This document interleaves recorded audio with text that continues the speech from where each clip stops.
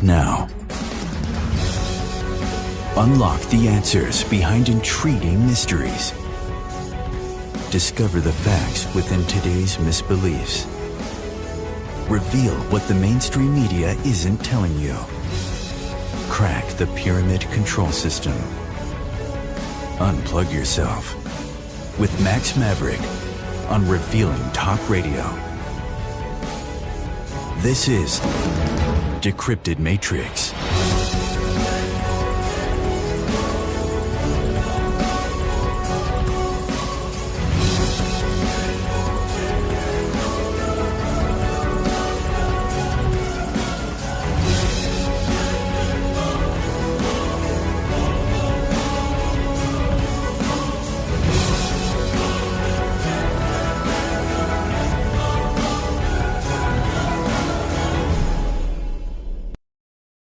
You're listening to Revealing Talk Radio. This is a live broadcast, December 10th, 2012, 12 days away of this mysterious date, December 21st, 2012, the end of the Mayan calendar.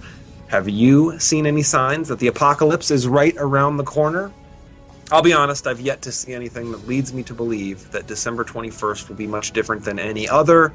But hey, as I often say here on Decrypted Matrix, anything is possible. Tonight we have a fantastic show in store for your educational benefit. This show will set the stage and foundation for tomorrow's very important show with investigative journalist from Australia, Scott Bartle.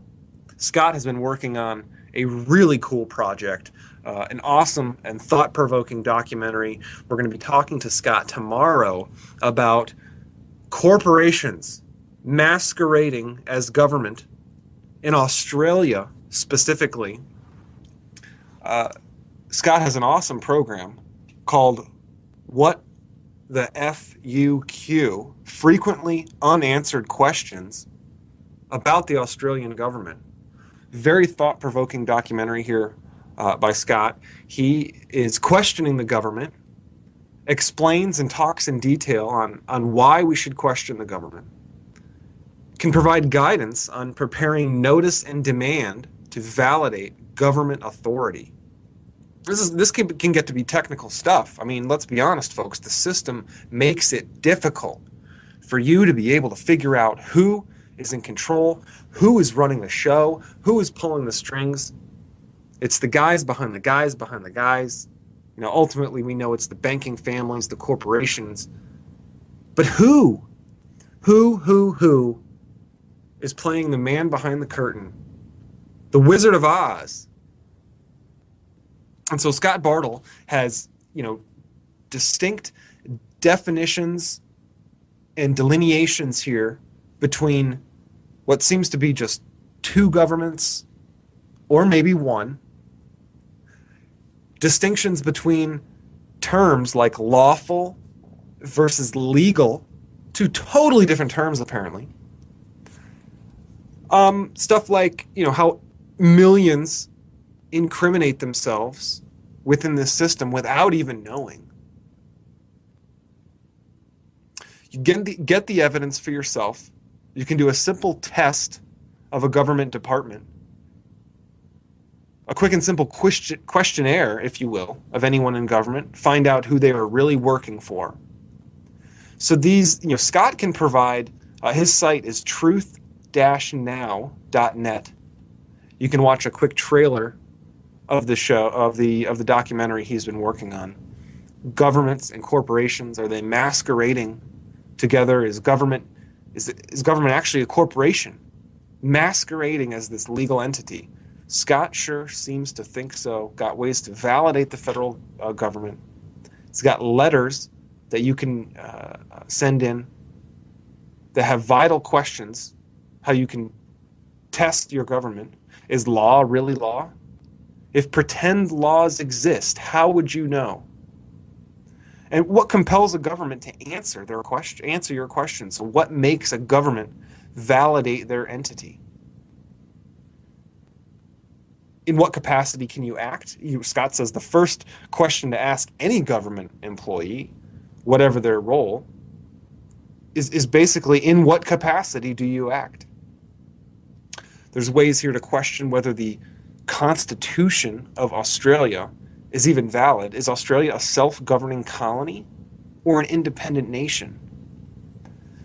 All very, very, very good questions coming out of Australia. This is thanks to Scott Bartle. We will get to talk to Scott tomorrow. So tomorrow on Revealing Talk Radio, we will be very fortunate enough to speak with Scott Bartle. Squeeze it into just one show, everything that we're talking about. So if we're lucky, we might be able to have him on again. But Scott's got PDF files on his site. He's got informative videos and YouTube videos as well, informative articles and website links. You know, a few examples of his PDF downloads. He's got a validation of government authority diagrams. He's got a PDF of the Australian Constitution. A download here, PDF Crimes Act of 1914. This is the original Crimes Act of 1914, Commonwealth of Australia.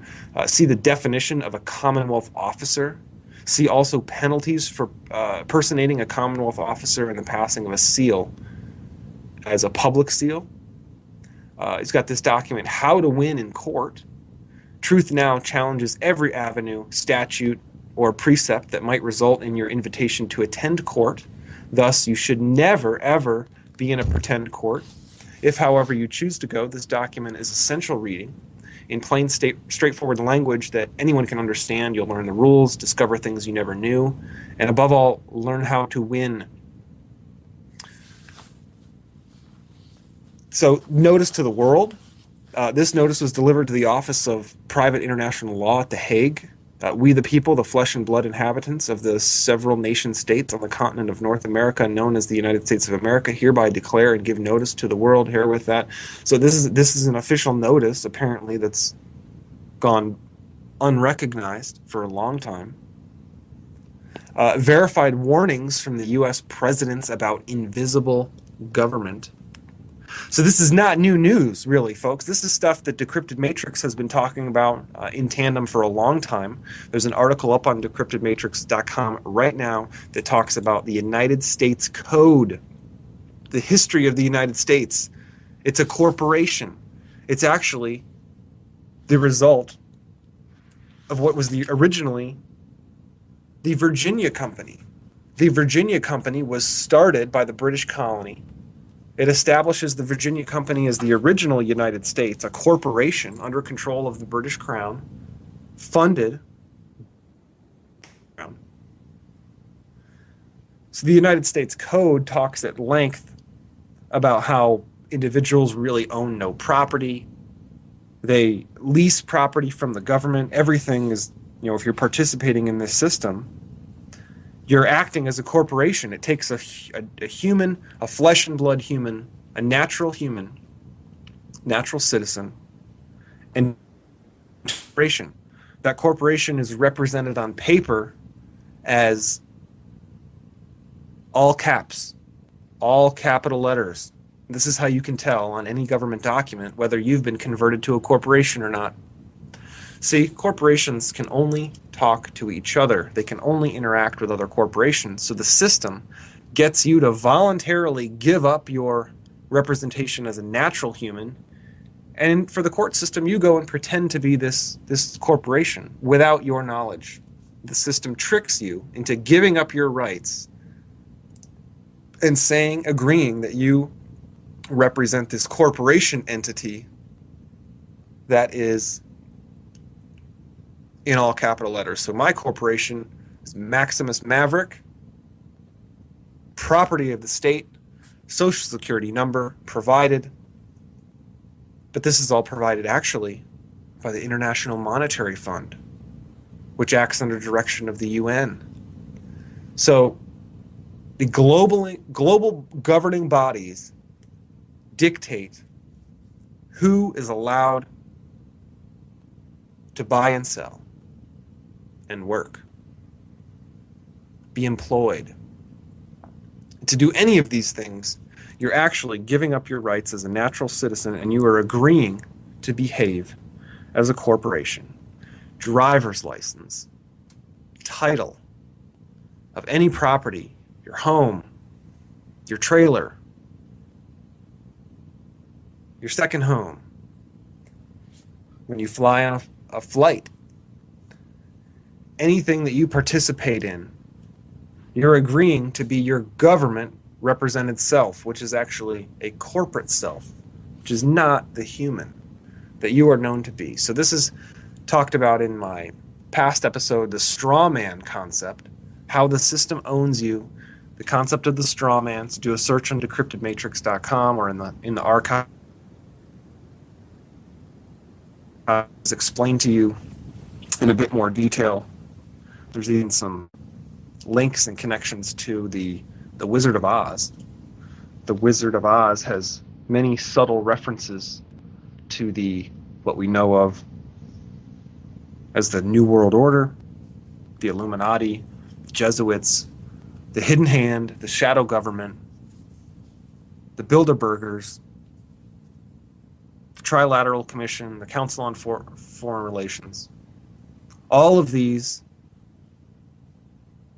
secret societies, these groups, they absolutely have a hidden hand in what actually goes down and happens in world politics around the world, in your country even. The countries that are being invaded nowadays are simply the countries that are not participating yet in the global banking and financial system. Afghanistan was one, Iraq was one, Libya was one, Syria is one.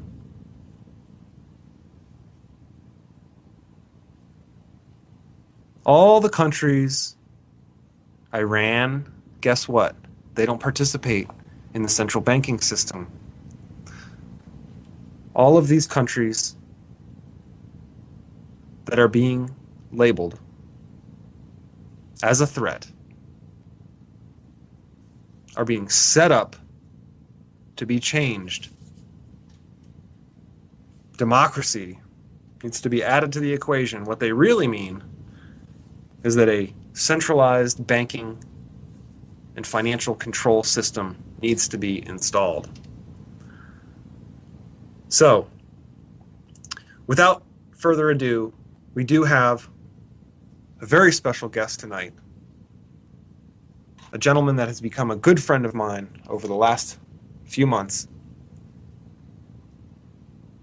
I'm going to see if we can connect with him right now for part 5 of what has been a weekly series lately.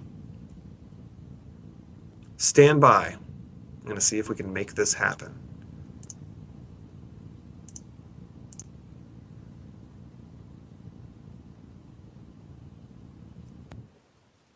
Hey, Max. Sorry about that. Eric, you made it. Thank you so much for pins of you. We're very anxious to hear what you have in store. It sounds like you've uncovered some just amazing information since the last time we talked. And I'm sure that this can lead to much deeper conversation for the listeners who haven't tuned in yet. To the last episode with Eric, we just went down the rabbit hole with assassinations and all the known assassinations, the unknown assassinations, the awareness that we have of how many people have really been removed by the establishment, essentially the Jesuits, the Jesuit order, the Vatican, poisoned and removed from this reality, and then brushed under the carpet with some bogus explanation given. But tonight we have new information that Eric is going to bring upon the world. I cannot wait to hear it. It might be information, folks, that has never been heard before. This is a new rabbit hole. This is a new rabbit hole for Decrypted Matrix. Perhaps a new rabbit hole for Vatican assassins as well. Eric, thank you so much for joining us. Tell us a little bit about what you have uncovered and kind of where the conversation will go tonight. Happy to. This has been known for some time by other people, but it's really only had an effect on me just recently. But I've been involved in the income tax issue for probably the last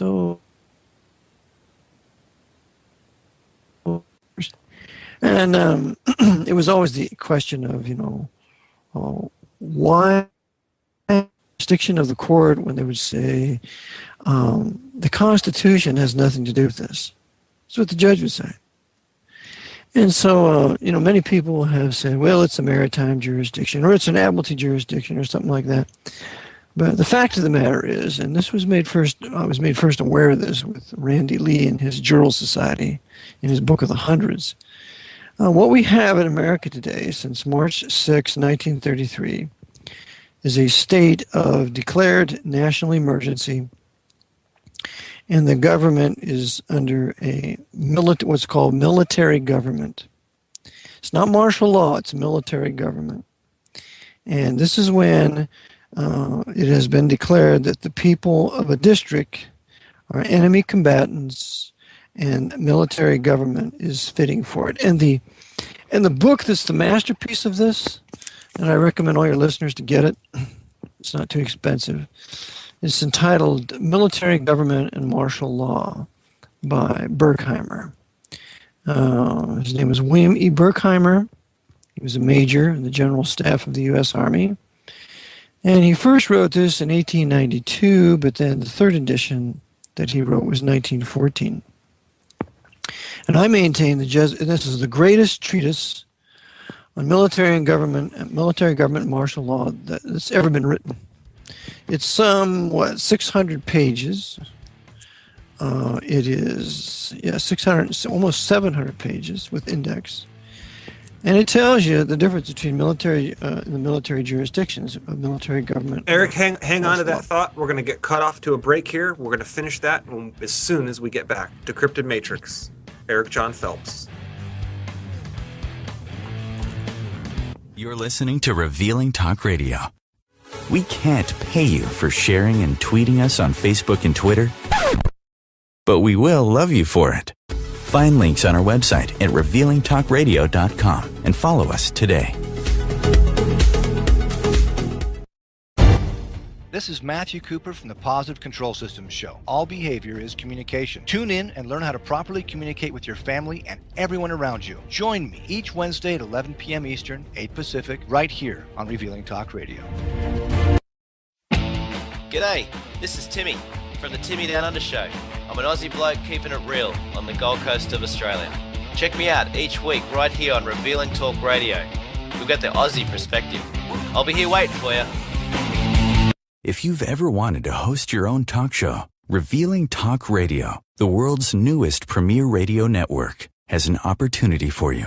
We're looking for many topics. Whether your interest is in business, sports, helping others, alternative news, or simply promoting a product, Revealing Talk Radio wants you to become a talk radio host today. Go to revealingtalkradio.com or call 407-796-2102.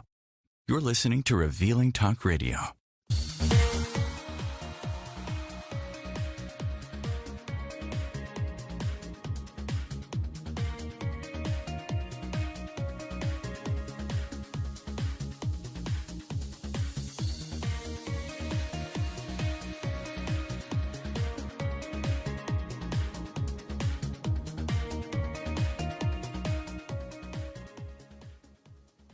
All right, we're back. We're back with Eric Jon Phelps, author of Vatican Assassins, Wounded in the House of My Friends, also the senior editor of VaticanAssassins.org. Tonight, Eric is back for part 5. We're blowing the lid off the Jesuits together, and he is filling us in on military, government, and martial law. This is a book by William E. Berkheimer. He was just getting started explaining William's work here.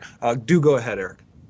Okay, something that I never knew was there are essentially 2 military jurisdictions. One of them is military government, and the other one is martial law.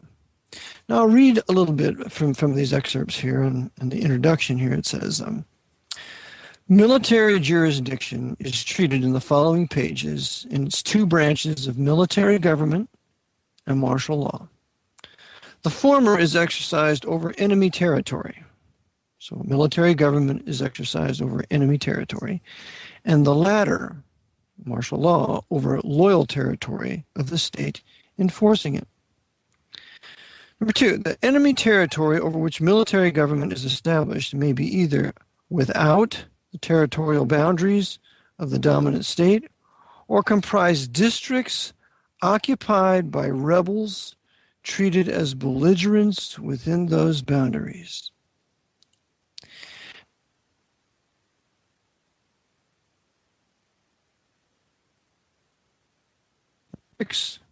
Occupied by rebels treated as belligerents within those boundaries.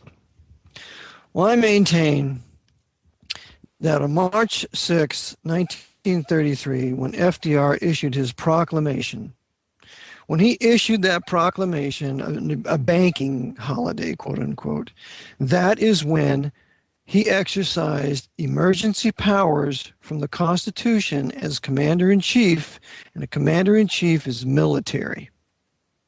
So therefore, what he did was, at that moment, in this proclamation, he set up military government.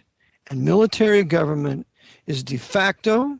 It is supposed to be temporary until the previous government can be restored, which is de jure.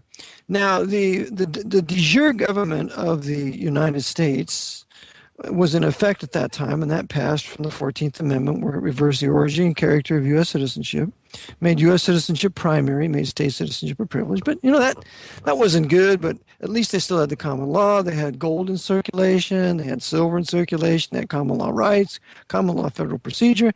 I mean, there was many, many good things in it yet.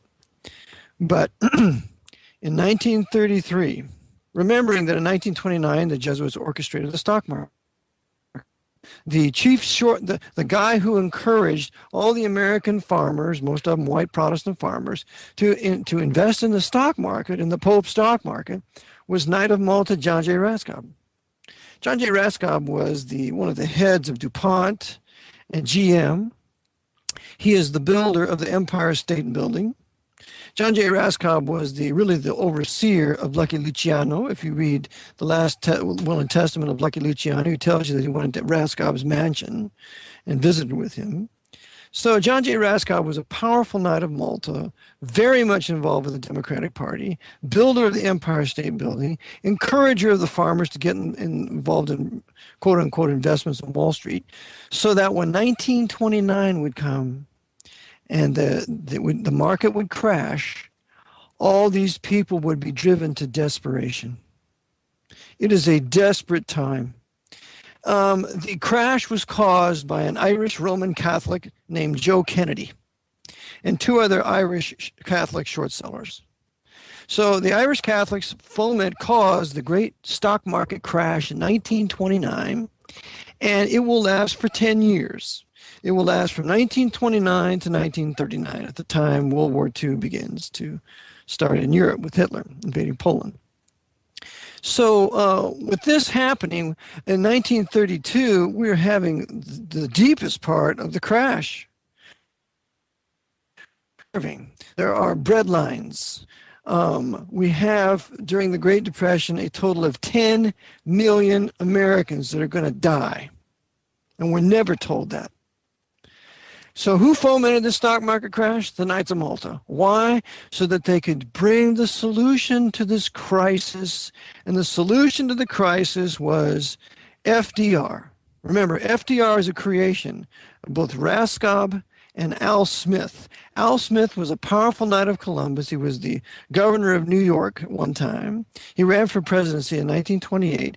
Al Smith was a personal friend of Nicholas Brady. Nicholas Brady was the most powerful Knight of Malta at the time in the country. He headed over 100 corporations, and he was richer than John D. Rockefeller Jr. We never hear anything about Nicholas Brady. In fact, Nicholas Brady and his wife, Genevieve Brady, they donated several millions of dollars to build the Jesuit novitiate not far from me here in Wernersville. So what we have now is the crash. The Knights want this. And so when they caused it, now they're going to impose a solution. And the solution with 32nd degree Freemason, apostate Protestant, Episcopalian, FDR, overseen by Knight of Columbus, Al Smith, is they're going to implement military government. And FDR is inaugurated on March 4th, 1933.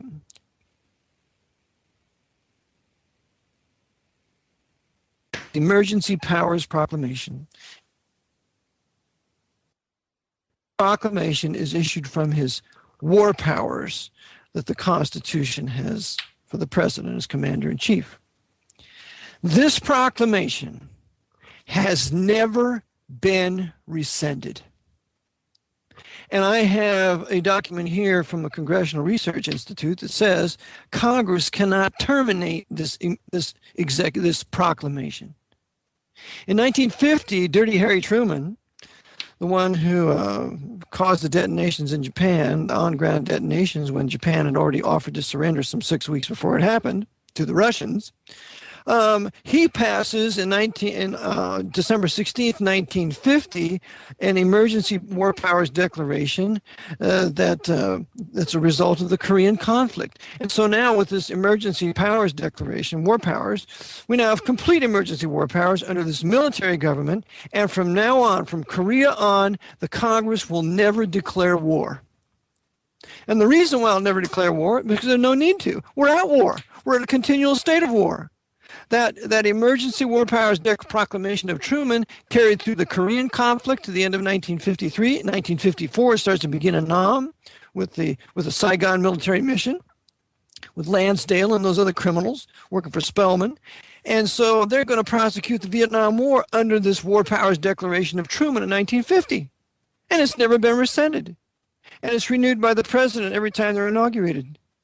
So we are under emergency war powers and a military government in this country. We have no civilian government. We haven't had constitutional civilian government in this country since March 6, 1933.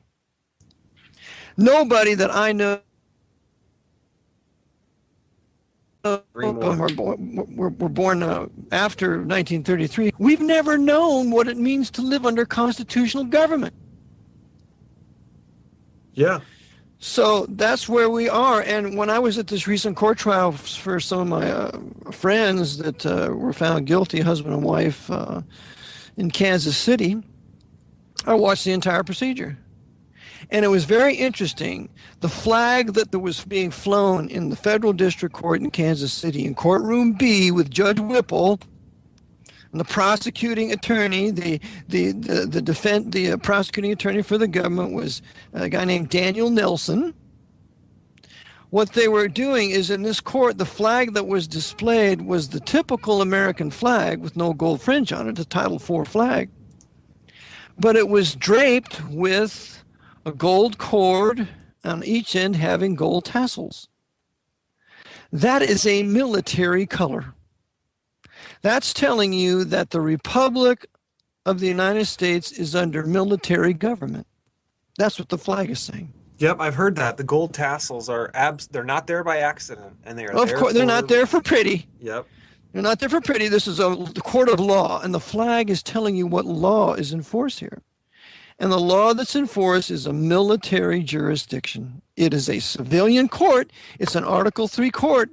And they have Article III engraved in the granite walls as you're going in the courthouse, as you're going upstairs, as you're entering in.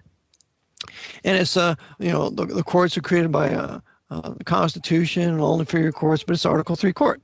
So it's an Article III court. There's no doubt about it. It's a civilian Article III court, but it's under a military jurisdiction because of the war powers proclamations that are in place. And that's why they fly the damnable military colors in a civilian court. Wow. When I was in court with my IRS issues a couple of years ago, I was in the Middle District for Pennsylvania in Harrisburg. And when I went in there with some of my issues that I had, there was a federal judge, and he's got a U.S. flag on each side of him, both of them trimmed in gold fringe. Always find gold fringe. Military colors, trimmed on three sides with gold fringe. When I was in a court in Allentown, because I initiated an action against the IRS in Allentown, didn't want them to get my books and records, that court there had two flags trimmed in gold fringe. And I wrote the judge a letter. And I said, Judge, I'm going to be asking you in court, is this an emergency war powers court? And when I went before him, and I kind of liked the guy, the little guy, but very firm and stern. And I said, Judge, I said, is this an emergency war powers court? And he said, Mr. Phelps, you indicated that you would be asking me this question when you came to the court in a letter that you wrote to me. And he said, I will tell you this. He said, I will ask the questions in this court, not you. No, he did. That's what he said. No. He said, I will ask the questions in this court, not you. And I will ask the questions, and the government attorney, his name is Ben Weir, I kind of like the guy. He will not be asking me any questions either. Is that clear?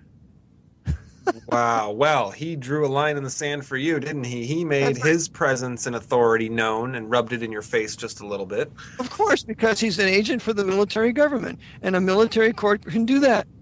Yep. And I took it as a yes. And by the way, the court reporter there, who was a Hispanic guy, he was giving me a big smile, and I figured, yeah, he knows, I know. So this is an emergency war.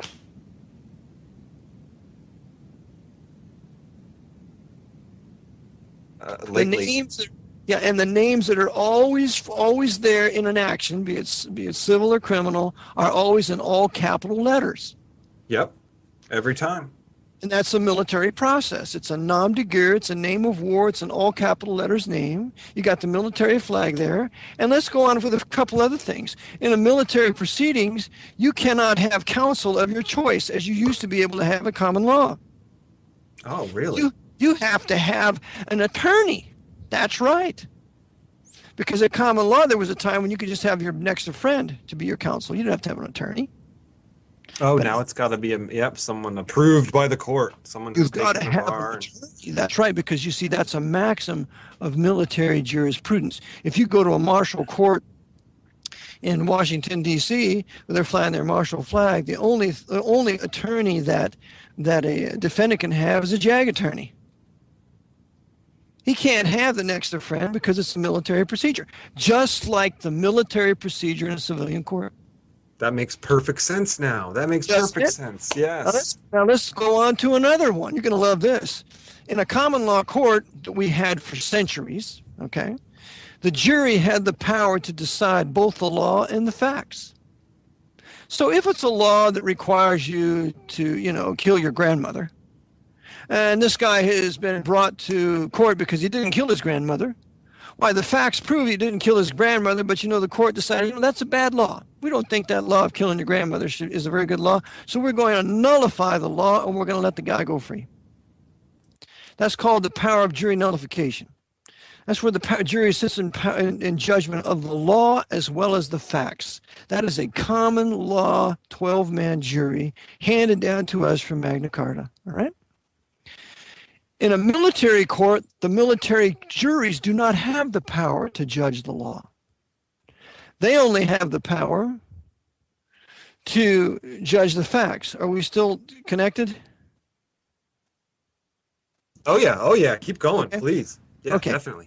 So what happens is, this is another evidence that it's a military jurisdiction. The jury doesn't have the power to judge the law.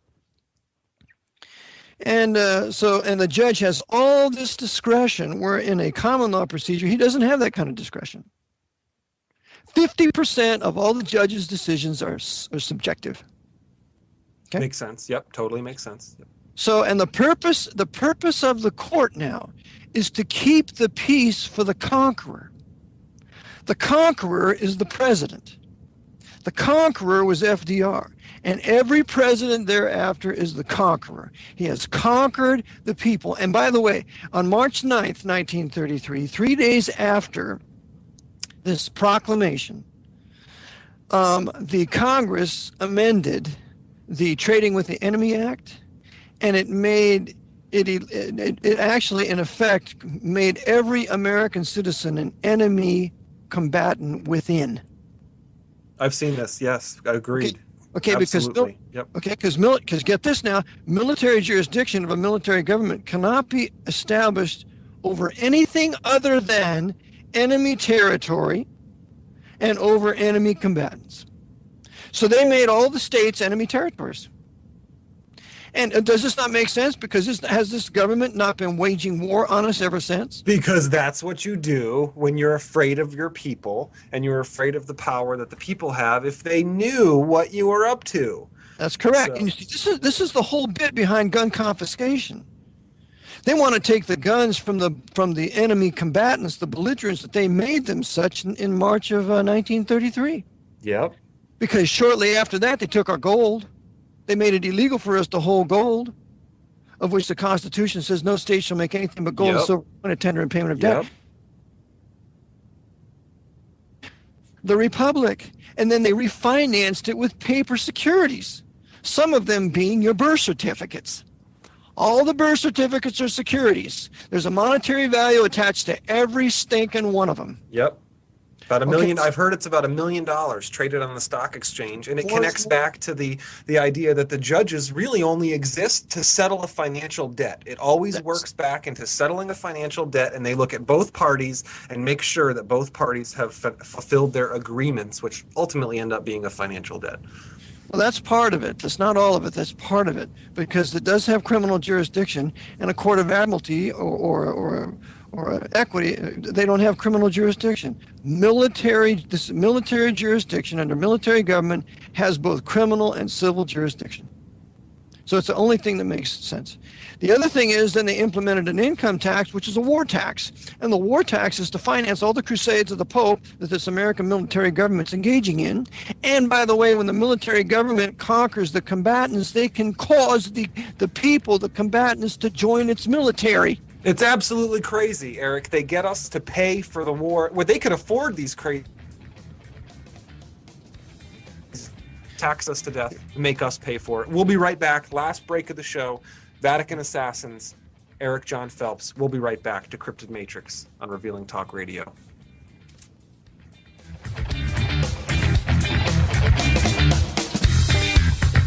You're listening to Revealing Talk Radio. If you've ever wanted to host your own talk show, Revealing Talk Radio, the world's newest premier radio network, has an opportunity for you. We are looking for many topics. Whether your interest is in business, sports, helping others, alternative news, or simply promoting a product, Revealing Talk Radio wants you to become a talk radio host today. Go to revealingtalkradio.com or call 407-796-2102. Variety is a spice of life, and why not spice up your life with the Joe Show on Revealing Talk Radio? Monday through Thursday, 10 p.m. Eastern, 7 Pacific, the Joe Show goes live and brings you a variety of guests. We have guests such as celebrities, authors, comedians, musicians, and so much more. All this only on the Joe Show, live Monday through Thursday, 10 p.m. Eastern, 7 Pacific, on Revealing Talk Radio. This is Matthew Cooper from the Positive Control Systems Show. All behavior is communication. Tune in and learn how to properly communicate with your family and everyone around you. Join me each Wednesday at 11 p.m. Eastern, 8 Pacific, right here on Revealing Talk Radio. You're listening to Revealing Talk Radio.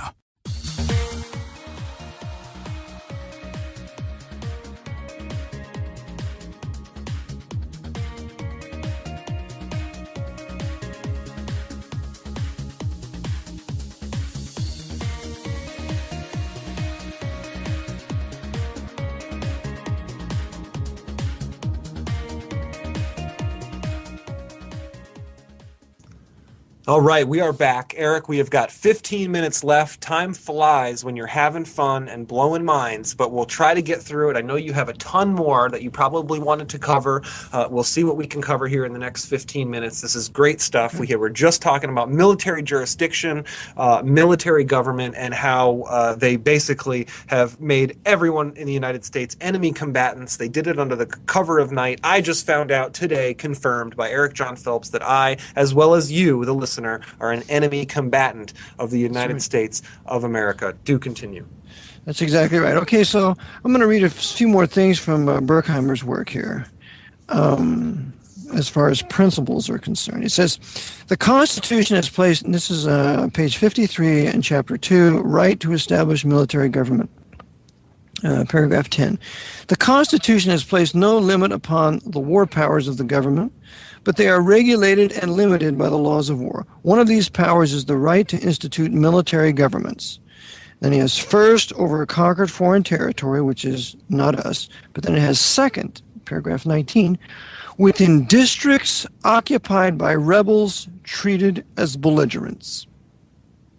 The constitutional power to establish such governments within states or districts occupied by rebels treated as belligerents is as clear as the right to so govern foreign territory. So therefore, they instituted military government with that proclamation of FDR and then made us enemy combatants or belligerents 3 days later.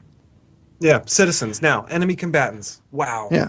So now you want to get the flow of this. Remember, the Jesuits have always wanted to implement martial law here. Right. Because when you implement martial law, then the commander's the law. Yep. And so it's just like the Antichrist. He's the man without law. He is the law.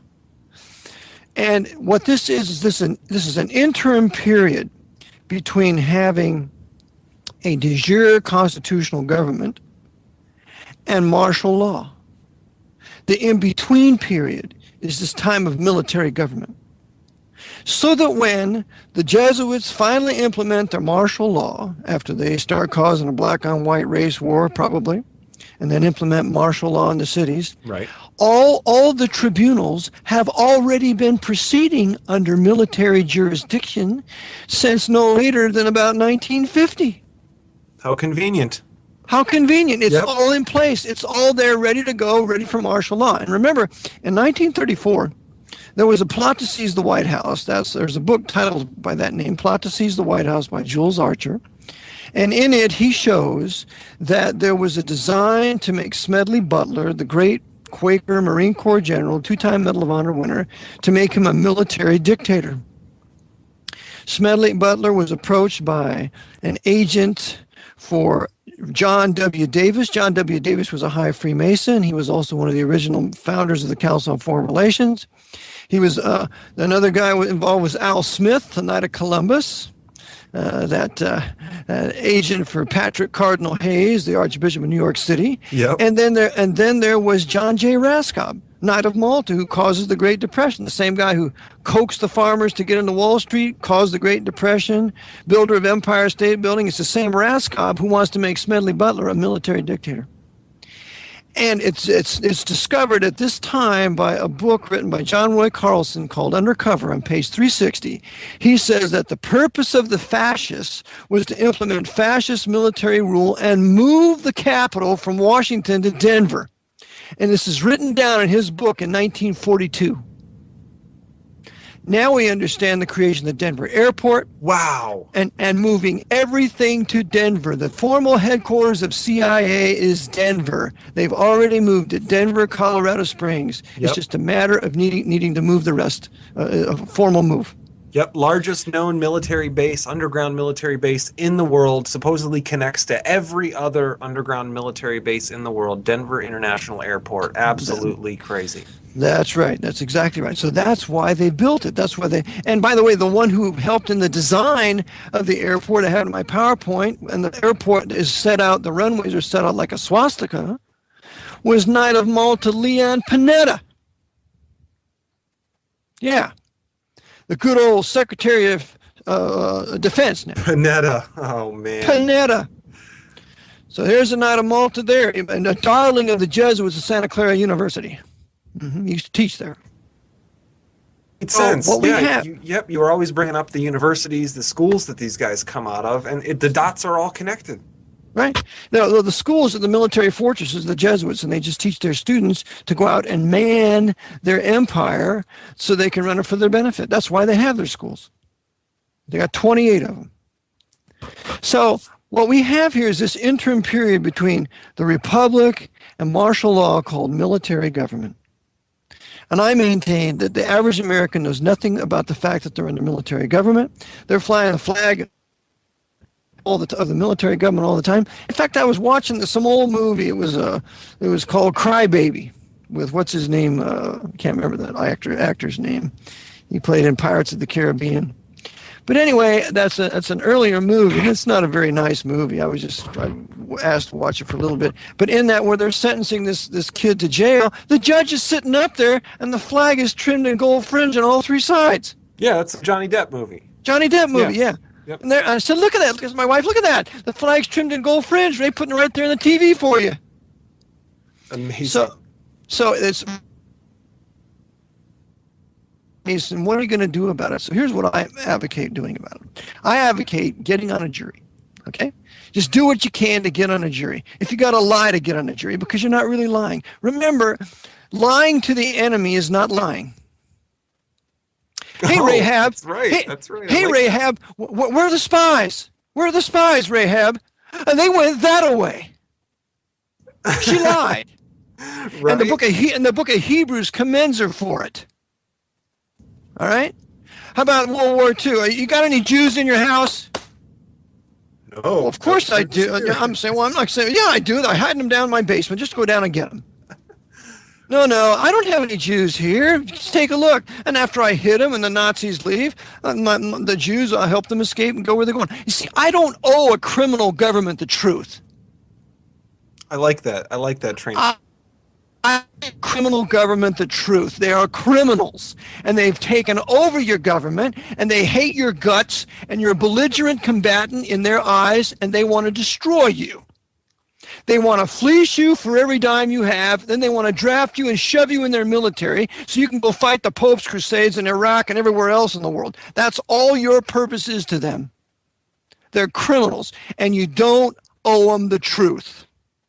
It's a de facto government. It is not a de jure government. It was created by a military proclamation by a criminal named FDR, seconded by another criminal Freemason, Dirty Harry Truman, and now continued by another criminal Prince Hall Wright Freemason named Barry Davis Obama. It's all a criminal de facto government, and I have nothing but contempt for it. So I want to get on a jury.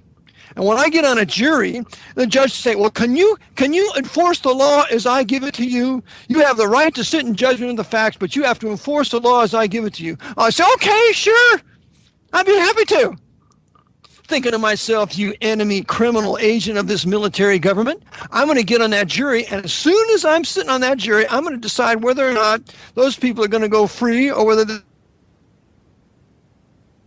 they're... Yeah, you're deciding. I'm sitting in judgment of the law. I'm sitting in judgment of the facts. I'm sitting in judgment of the judge. I'm not his lackey. And just because he has a black robe on doesn't mean he's better than me. And just because he's sitting higher than me doesn't mean he's better than me. I'm sitting in judgment of how this government is functioning. And if it's not functioning as that Constitution says it ought to be, I'm going to hang the jury. Yeah, as you should. As you should, because why? It is a criminal, de facto military government, and I'm offended that I would be governed by a military government secretly. You know what Berkheimer says here? He talks about, on page 59, he says, talks about this one particular example of this military government, and he says, the plainly military gave way to the civil rule as announced, but the government... Now get this, the government in its essence remained a political military one. What? It's either political, it's either civilian, or it's military. But look here, it remained a political military one, and though styled civil, was upheld only by force of arms.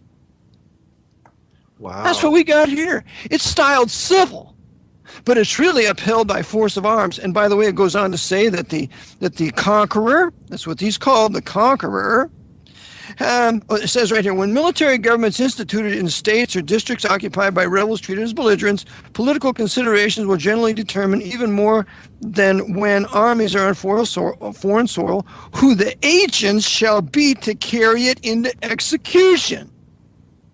Well, I can think of a whole bunch of agents carrying this military government into execution. They're called FBI agents. They're called IRS agents, DEA agents, CIA agents. They're all agents.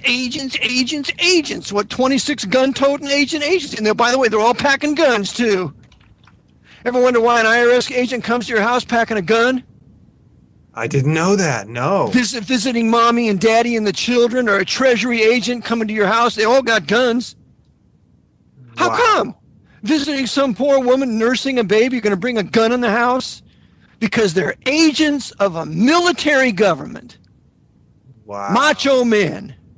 Real macho. Real macho. Real macho, guys. So I just to communicate to the listeners that I think it's time military government ends. And you know what? It's not only here in America. You got military government in Australia. You got military government in England. You got military government everywhere. You got military government in Russia, military government in China. They're all military governments. And you know what they do to the population? They submit the population to communism. They shove communism down their throats because nobody is naturally wants to do communistic things. Everybody enjoys the right to their own private property. Nobody wants to pay an excise income tax. Nobody wants a central bank. We had state banks here until they shoved the Federal Reserve down our throats. Yep. All 10 planks of the manifesto, Communist Manifesto, are in place here in this country under military government. And they were put in place after FDR declared his military government. So they shoved communism down the throats of the population. Fascist government, because when they put the symbols of the fasci in the House of Representatives after FDR issued his proclamation. They weren't there before. Yep, he made it all possible. And just That's we right. just had the other day, December 7th, 1941, a day that'll live in infamy, right? And everybody on Facebook is like, "Oh, remember Pearl Harbor, remember Pearl Harbor." You know what I remember? I remember the message that FDR decoded, Yamamoto's message 3 days earlier. He let it happen. We remember December 7th as this day we got attacked by surprise, but it wasn't surprise. Did you heard that he knew that was going to happen, right? Well, of course, he helped plan it, the wicked sinner. You need to read a book called Day of Deceit, The Truth About FDR and Pearl Harbor by Robert B. Stinnett. Robert B. Stinnett wrote this masterpiece work. He's an ex-Navy man. He lived at the time of Pearl Harbor. And this was written when in 2000 by Robert Stinnett. Shows you that FDR was a part of it, showed how the Office of Naval Intelligence put together an 8-part plan to make it happen. And there's another book called with the Japanese Imperial Conspiracy that shows Hirohito was also involved in it. It's a 2-volume work. So FDR, Hirohito, both working together. FDR is advised by the Jesuits of Georgetown. Hirohito is advised by the Jesuits of Sofia in Tokyo. They're both working together to foment a war for the destruction of each other's populations, so they can destroy the manhood out of Japan and convert that ancient culture into a commercial colony of this empire, and so they can further destroy the historic white Anglo-Saxon, Protestant, and Baptist manhood of America, because the majority of men who went to the South Pacific were Southerners. We got to send those white Southern boys out there because we can't stand them. After all, they fought against us in a war between the states and almost beat us. So we got to send them out there. So it's all about making war on targeted populations using military governments and their leaders controlled by the Jesuits. Wow. Unreal stuff tonight. Thank you so much, Eric. Thank you so much for coming in to give us the tip of the iceberg. I have a feeling there's more on this subject that we could definitely discuss. Would love to connect with you after the show. I think my producer will reach out. We'll talk about having you on again. I don't know if Monday will work this time, but we'll definitely have you on in the next couple of days. I think there's some thoughts that we need to finish here. The listeners are probably dying to know kind of where else this can go and how deep this rabbit hole goes. But tonight has been informative. Man, we talked about the John J. Raskow, head of DuPont and GM, guy who was behind the Empire State Building, the crash of the market, Smedley Butler, John Carlson's undercover, Leon Panetta, designing the airport runways, the swastika at Denver International Airport. Of course, the agents, mind-blowing agents of the CIA, NSA, and IRS. Eric, thank you so much. And some final thoughts from Mr. Eric Jon Phelps, Vatican Assassins. Go ahead.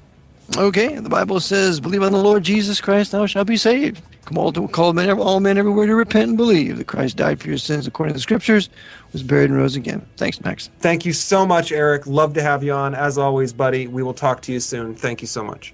Okay, Lord bless. Yep. Bye.